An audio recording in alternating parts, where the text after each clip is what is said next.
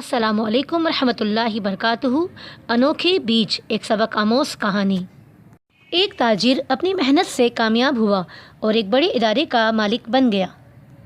جب وہ بوڑھا ہوا تو اس ادارے کے ڈائریکٹروں میں سے کسی ایک کو اپنا کام سونپنے کی دلچسپ ترکیب نکالی۔ اس نے تمام ڈائریکٹرز کا اجلاس طلب کیا۔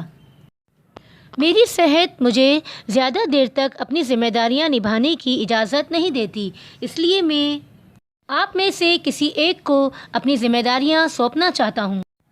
میں آپ سب کو ایک ایک بیج دوں گا۔ اسے بونے کے 1 سال بعد آپ اس کی صورتحال سے مجھے آگاہ کریں گے، جس کی بنیاد پر میں اپنی ذمہ داریاں اسے سونپنے کا فیصلہ کروں گا۔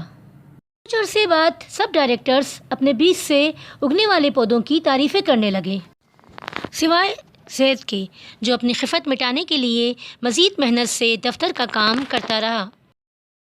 دراصل اس نے نیا گملہ خرید کر اس میں نئی مٹی ڈالی اور بہترین کھاد ڈال کر روزانہ پانی بھی دیتا رہا، لیکن اس کے بیج سے پودا نہ نکلا۔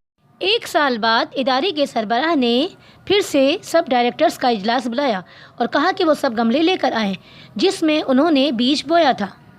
سب خوبصورت پودوں والے گملے لے کر اجلاس میں پہنچے، مگر زید، جس کا بیج اگا ہی نہیں تھا، خالی ہاتھ اجلاس میں شامل ہوا اور ادارے کے سربراہ سے دور والی کرسی پر بیٹھ کر اجلاس میں شریک ہوا۔ اجلاس شروع ہوا تو سب نے اپنے بیج اور پودے کے ساتھ اپنی محنت کا حال سنایا، اس امید کے ساتھ کہ اسے ہی سربراہ بنایا جائے گا۔ سب کی تقاریر سننے کے بعد سربراہ نے کہا، ایک آدمی کم لگ رہا ہے۔ زید، جو ایک ڈائریکٹر کے پیچھے چھپ کر بیٹھا ہوا تھا، کھڑا ہو گیا اور سر جھکا کر بولا، جناب، مجھ سے جو کچھ ہو سکا میں نے کیا، مگر میرا بیج نہیں اگا۔ اس پر کچھ ساتھی ہنسے اور کچھ نے زید کے ساتھ ہمدردی کا اظہار کیا۔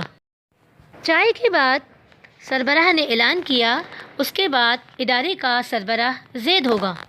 اس پر کئی حاضرین مجلس کی حیرانی سے چیخ نکل گئی۔ اس ادارے کو میں نے بہت محنت اور دیانتداری سے اس مقام پر پہنچایا ہے اور میرے بعد بھی ایسا ہی آدمی ہونا چاہیے۔ اور وہ زید ہے جو محنتی ہونے کے ساتھ ساتھ دیانتدار بھی ہے۔ میں نے آپ سب کو ابلے ہوئے بیج دیے تھے جو اگ نہیں سکتے تھے، سوائے زید کے آپ سب نے بیج تبدیل کر دیے۔ اے بندے، مت بھول کہ جب کوئی نہیں دیکھ رہا ہوتا تو پیدا کرنے والا دیکھ رہا ہوتا ہے، اس لیے دیانت کا دامن ہاتھ سے نہ چھوڑ۔